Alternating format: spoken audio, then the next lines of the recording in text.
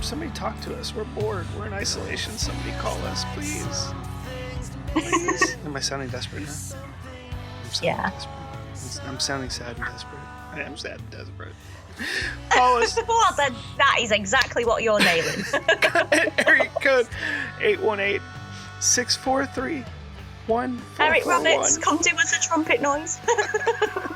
Call us. You could call us on Skype too. Speakeasy Noircast. We're always here. We're on Skype. Yeah. Find us on Facebook. Okay, right, curb it now. All right. Nobody wants to find us. Nobody does.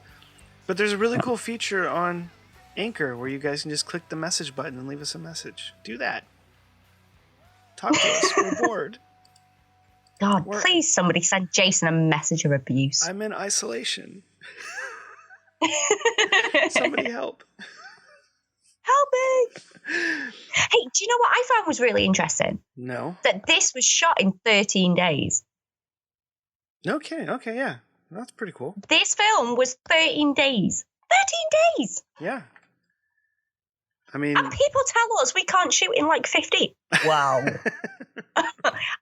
Excuse me. I mean, if the standards were equal to today as they were back then that would be awesome. I mean, I still think that we should do something. We need to make a noir film that's, I think, a remake of something older that's public domain or something. And, yeah, I think that would be fun.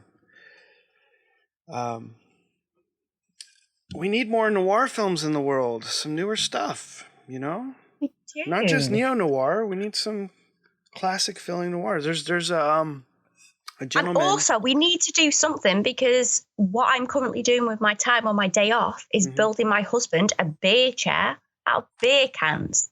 A bear trap out of beer cans? No, not a bear trap. A beer chair out of beer cans. Chair. When you sit in it, when it crush all the cans? No. No? No, because I've been on Pinterest. I've figured it all out.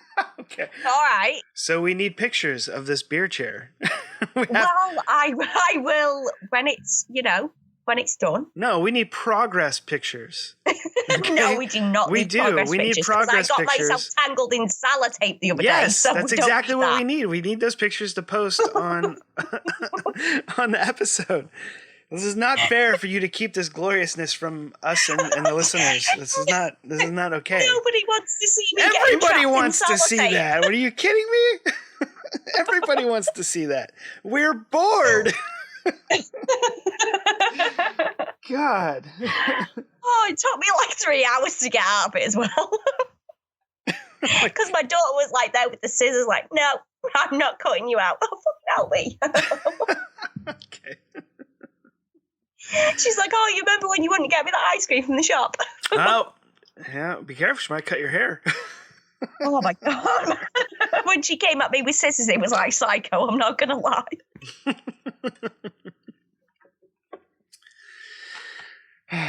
Well, we need pictures of that chair. We got to put it in. All right, so.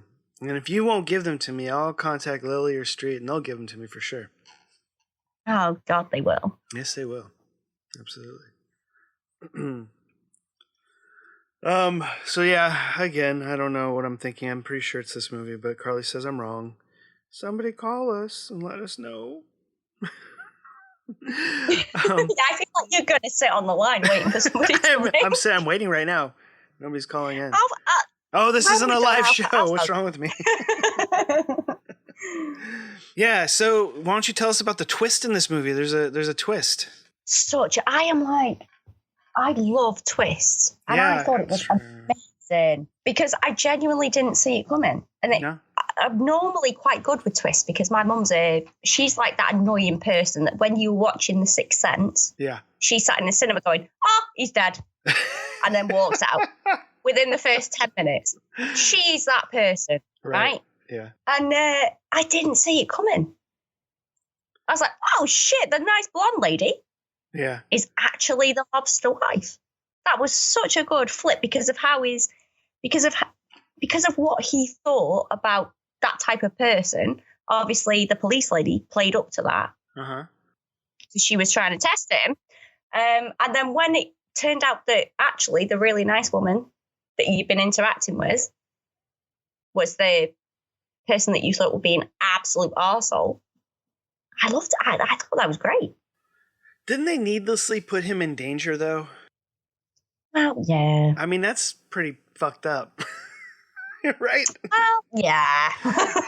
I mean, had he been in on it, which he could have been, that would have worked better for me. But putting somebody like that in needless danger, like there was no reason to do that. Right? Well, you know, like she said, they were trying to test the mentality of the police force and who was good, who wasn't, and he passed. Yay. Yeah, I don't know. That didn't work for me as well as it did for you. I see. I think when that twist came, I would everything say else got cancelled out. If that makes sense. No, like that, it does. Because I was so unexpected. I thought, oh crap, and everything else just went out the window. Yeah, and that makes sense. I feel like I didn't have a problem with the twist itself. I had the problem with the reasoning. You know what I mean? They could have easily just said, you know, he knew about it and he had to play it up, you know, to make sure that they suspected this person instead of the other person, like, or whatever. But then again, it's one of those, like, if you went undercover, like, it has to be real, because can you actually guarantee that you can act the part? Well, I know that the real person wouldn't have been in danger because he would have never sat down at the freaking table or interacted with the kid, right? I mean, well, to be honest, let's face it, he shouldn't have gone wandering outside to get some food. Right. So he should have just stayed in the room to begin with. Yep. I agree with that one. Been fine. Because if he'd have stayed inside, they wouldn't have known where she was. Yep. Or been able to get to her. And they would have had no clue that the other woman was actually the gangster's mom. Yeah. So, really, if he'd have just sat down. I want to talk about noir tropes. Okay. All right. And I'm gonna put you on the spot with this because I want you to I don't care. I do not care. I do not care. Okay. Well, I do not care either that you do not care. I am isolated and I'm alone and you're on the phone right now. So too bad. Unlucky. Unlucky, yeah. Film noir tropes. Now this is a noir film. Okay. But why? Because we don't really have the femme fatale. We don't really have the down and out detective. We don't really have, like, there's so many, like, things that we don't have. This doesn't take place in the city. This doesn't take place in LA or San Francisco. This is like on a cross-country train going to LA. But why is this a noir film? I think it's purely because it's classed as a B movie. Oh, you think so? Okay. Yeah. Huh. Which might explain why it's so well respected, because it was classed as a B movie. People thought it was crap. People thought it was going to be crap. People thought that other people would think it was crap. And actually, it ended up being elevated. From wonderful direction, in my opinion. Yeah, I would agree with that, totally. It was kind of a film that had already been written off. Because they kind of shoved it in the B movie category, like, this is just going to be a time filler. So you think, because those movies weren't called noir films back then, right? No, they were B movies. They were just B movies or whatever. So you think now we classify it as a noir film because it was a B movie of the 50s or 40s, whatever. What was it, 52? Yeah, I would. 1952. I would potentially say that. Interesting. Okay. Because I feel like the acting quality and the style of it feels noir, but it doesn't have the tropes of it. You know, like I said, there's not really a femme fatale. I mean, there sort of is, I guess, a woman in danger, and there is that twist thing about the woman, but there's really no. But then again, film noir was very much, excuse me, I had a lecturer in college, and he always used to say, film noir is not a style. Film noir is not a category. Film noir is basically filmmakers that had no money, that had to come up with creative avenues. So when you get the replication of light, you get the replication of shadows, you get the replication of this, that, and the other, it's actually because those people were creative enough to go, well, we need to shoot the scene. We only have X amount. Let's figure out a way to do it. And then that's why you get that repetitive style. So if you apply that to this, you can see how it films into the category of film noir, because they didn't have X amount of money. They needed to get it filmed. It was one location. They needed to make it look different. That's just a creative director going, do you know what I mean? So film noir isn't necessarily a story pattern. It's a filmmaking pattern of people that just thought on the feet. And that's an interesting take because, and what is an electro? You had an electro? What'd you call it? Huh? You said you had an electro. I don't know what that is. What do you mean? Oh, no, Electra. Electra? Like a teacher. Oh, okay. In college. Okay. Lecturer. Oh, a lecture. Okay, got it. Yeah. God, I need my TARDIS translator. It's not going. It's not happening. A lecture. Now it's like Alexa. I have one. I don't know what it does, but no, I'm stupid. It's okay. Oh my God. I'm like, what the hell is she talking about? Standard. So we're taught differently, and it was more about the, sort of what was happening in society at the time. Is sort of like it was the film world making statements on society and the way where the world was at the time. Like we're talking right after Prohibition and Great Depression and World War II, and America being in a really dark place at the time. And it was a reflection of that into filmmaking. Wow, that's really interesting to me, because that's not at all kind of what we got taught. It was kind of, maybe it was just that particular teacher that I had that opinion. Who knows? But he always was very adamant, like it's basically like it's indie film. That is film noir. That is thinking on your feet. That is coming up with lighting styles. This was the cheapest way to do it, so everybody did it that way. If they didn't have the money, they did it this way. And it was all about the cinematic experience and not necessarily the story. But then the stories for film noir started to bleed into that particular filmmaking style, and it became the cheapest way to knock out films, basically. Yeah, and I think it's probably a combination of that and the other.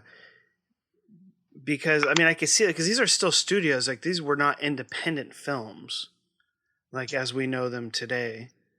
But there was a need, from what I understand in my film history classes and whatnot, is that there was a need for content to fill the gaps, because the studios only made X amount of movies a year. Yeah, you needed a filler before and after, like, the big thing. Right. So there was a lot of B-movie content from smaller studios or producers that were making content to do that. And that's where I can really see the thought process of your instructor at your electro. My electro was on the ball. And saying that's kind of where it came from. And then the stories becoming sort of a reflection of society at the time and whatnot. So it's probably a solid combination between all that. And I know there's a lot of noir scholars out there that know exactly where it came from and why. And we would love to hear from you too. If any of you guys want to come on the show, by all means, we'll bring you on. That would be awesome if we could get like a proper film noir buff. Yeah. That would be just so interesting. So I think that it's probably a combination. But that's really interesting to hear a different sort of viewpoint on that. Because I always, when we started Resurrection Films, and we started, because as you know, the people at home don't know, but as you know, I used to write grand bloody scripts where, we're in a spaceship, no drama. We're on another world, no drama. It's like Star Trek, way. I never used to think about budget constraints. I used to just write. Uh-huh. And then I sat and wondered why nobody ever produced my stuff. Well, it's because it's too bloody expensive. Never mind anything else. Decide it's crap. So then when we formed Resurrection Films and it started coming up as like, let's try and think of some ideas that we can film one location, 5 characters. I completely did a 360 on my writing style to think about, okay, so let's get 5 characters in one location and make a story. Let's get 2 characters in one location and make a story. Let's get, 2 characters